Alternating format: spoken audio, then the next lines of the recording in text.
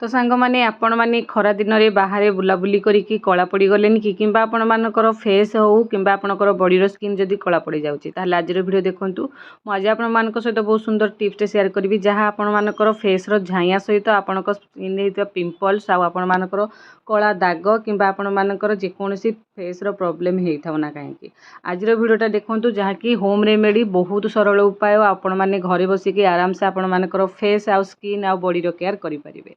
तो बिना डेरी न करिकी चलतु फटाफट आपण माने वीडियो को आरंभ करिया। एठी देखंतु प्रथमे गोटे मीडियम साइज रो आलू नै जिवे ताकू परिष्कार करिकी पानी रे धोई नेबे जेहेतुडा माटी तळे होउची आपण माने जानथिबे आलूटारे धूली मळी जिनस लागितो सेति प्रथमे आपण आलू को भलो भाबरे क्लीन कर नेबे तापर आपण माने यार चोपा को छड़े नेबे आलू रो चोपा को काढी नेबे।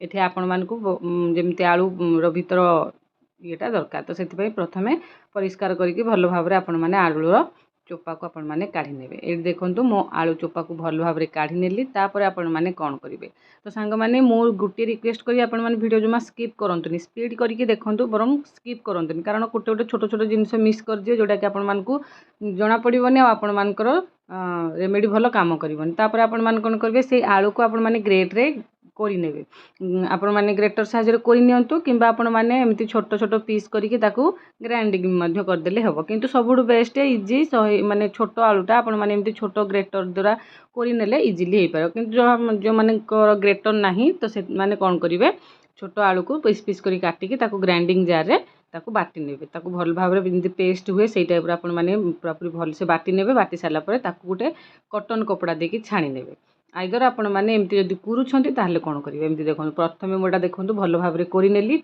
आलू रे स्टार्च बहुत परिमाण रे थाई जहां हमर स्किन ने थिबा कला दाग को दूरेबारे सहायता करे कला दाग बहुत सुंदर भाव में जीव आखि तले जदि कला पड़ुची किंबा आपण मानकर गाल रे जदि हमर झाइया हे गलानी तो आपणकर मुह सुखी जाउची हे जाउची से सब कला दाग को दूरे देबो। देखंतु मु एठी आलू को पूरा मुठा नहीं कि पूरा गोटे गिन्ना आपण माने एमती चिपुड़ी नेबे जहाँ फल तार जूसटा पूरा पूरी बाहरी पड़ो जदि आपण मानकर आखि तल भी कला होची ताहले भी बहुत सुंदर टिप्सटा मुझे शेयर करी कौन करेंगे केवल ही आमर आलूर जूस रे ही आपणकर आखि तलू कला दाग पूरा पूरी पड़ेब। ता सहित सांग माने देखंतु आमर जो आलूटा कोरिकी नहीं गले एटारे आपण माने नेक्स्ट टाइम याकू रोषे भी मध्य करि पारे एमती आउ गोटे आलू आपण माने सरू सरू माने क्रिएट करनेबे बेसन दे छाणी देबे किंबा कोनोसी तरकारी भी याकू पके पारिबे तोडा वेस्ट होबनी।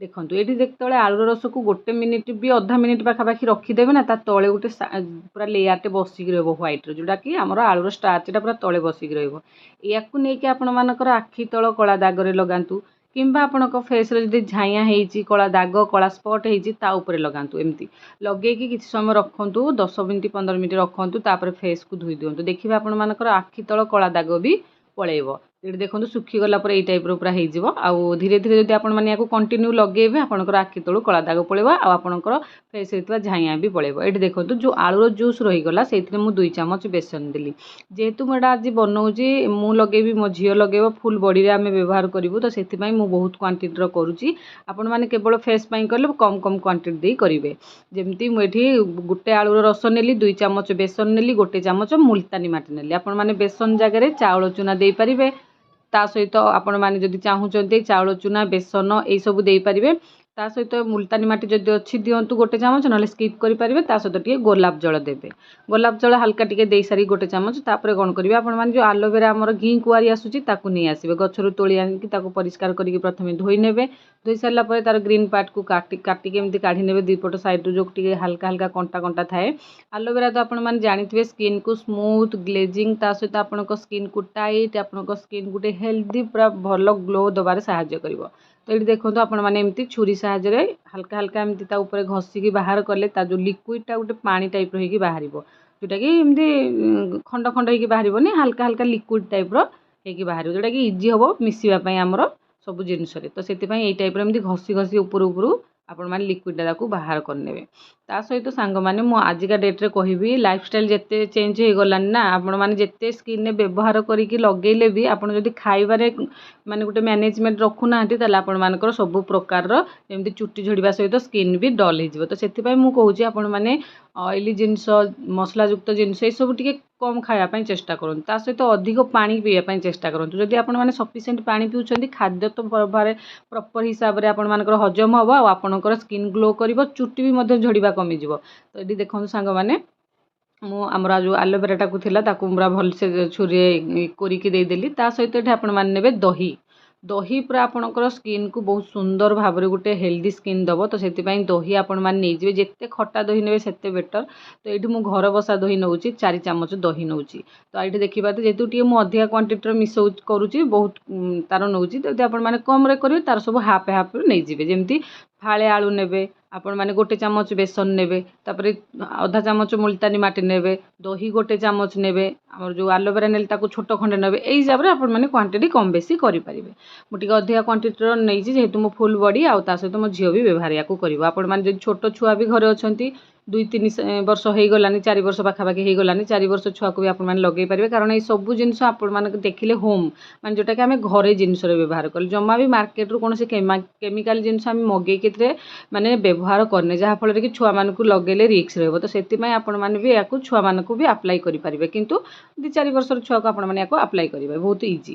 ତ ଦେଖନ୍ତୁ ଭଲ ଭାବରେ ୟାକୁ ଫେଣ୍ଟି ନେବା। ଫେଣ୍ଟି ନେଲେ ଯେହେତୁ ଏଇଟା ଆଲୋଭେରାର ଯେଉଁ ଲିକ୍ୱିଡ଼ଟା ବାହାରିକି ପଡ଼ିଛି ସେଇଟା ଟିକେ ନାଳୁଆ ନାଳୁଆ ଟାଇପ୍ର ଥିବ, ତ ଏଇଟା ଫେଣ୍ଟି ନେଲେ ଭଲସେ ମିଶିଯିବ। ଆଉ ଗୋଟେ ଜିନିଷ ସାଙ୍ଗମାନେ, ଯଦି ଆପଣମାନଙ୍କର ଅଏଲି ସ୍କିନ୍ ତାହେଲେ ଅଏଲ୍ ଏଠି ସ୍କିପ୍ କରିବେ। ମୁଁ ଯେହେତୁ ଆମର ଅଏଲି ସ୍କିନ୍ ତାହେଲେ ମୁଁ ଏଠି ଅଏଲ୍ ପକେଇନି, ଯେମିତି ନଡ଼ିଆ ତେଲ ମୁଁ ଏଥିରେ ଆଡ଼୍ କରିନି। ଯଦି ଆପଣମାନଙ୍କର ଡ୍ରାଏ ସ୍କିନ୍ ହେଇଥିବ ତାହେଲେ ନିହାତି 1-2 ଚାମଚ 1-2 ଡ୍ରପ୍ ପାଖାପାଖି ଆପଣମାନେ ଅଏଲ୍ ଏଥିରେ ଆଡ଼୍ କରିବେ। ତା ସହିତ ଏଥିରେ ନେବେ 1-2 ଚିମୁଟା ପାଖାପାଖି ହଳଦୀ ପାଉଡ଼ର।